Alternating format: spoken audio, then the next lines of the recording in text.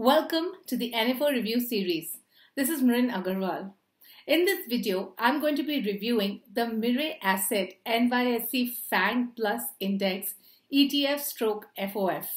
Keeping with the trend of international investing, Mirae has come out with an NFO which basically invests in a very concentrated set of stocks from the consumer discretionary and the technology space, stocks that all of you are aware of.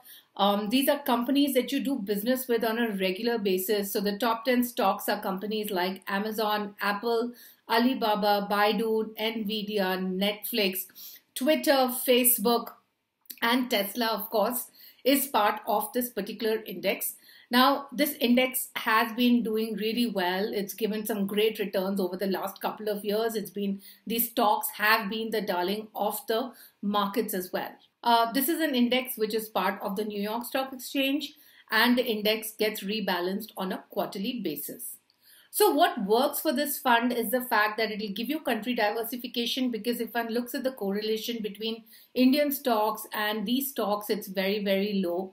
Secondly, it's an equal weighted index, so that works as well, because that means that one particular stock does not have a higher weightage, and hence, if that stock is not doing well, then the entire index is not going to do well. So equal weighted, as we've seen even in the case of Nifty, has always worked very, very well for investors. And these are stocks which are really big disruptors, whether it is the Google parent Alphabet or it is Apple. Most of these stocks are big disruptors in the market at this point in time, and certainly do have a good future. What does not work for this fund? Well, firstly, it's concentrated in two sectors or two themes, which is technology and consumer discretionary. Some of the companies are facing regulatory hurdles in some countries. The valuations are pretty high. I mean, if you were to look at the 1 year forward PE for S&P, it's around 32 versus 54 for this particular index, which is a FANG Plus index. So should you invest? Well, this is certainly a high-risk fund. It is a set of growth momentum stocks, but remember that these stocks are at very high valuations. So when you are entering the fund right now, you are entering at higher valuation, and added to that, concentrating the investment in 10 stocks means certainly high risk. In the same space, you do have the NASDAQ 100, which is a more diversified index. So here's my take.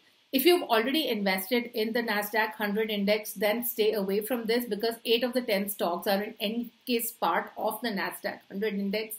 But if you've not invested internationally at all, you want to make a tactical allocation. Remember, tactical allocation is something that you make because you believe a particular theme might outperform, and this is not really for most of your core financial goals.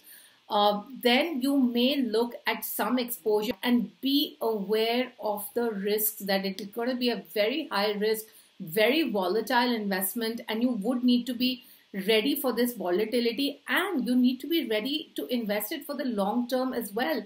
I mean, just because these stocks have been doing really well in the last 3 to 4 years, please do not get in with a 3 to 4 year time frame. Have that same 7 to 10 year time frame. Be aware of the volatility. Be aware that it's going to be a tactical investment. And if all that is okay with you, then yes, you can make an allocation into this fund. Make sure you click on the bell icon to subscribe. We do look forward to your feedback. Till then, bye-bye.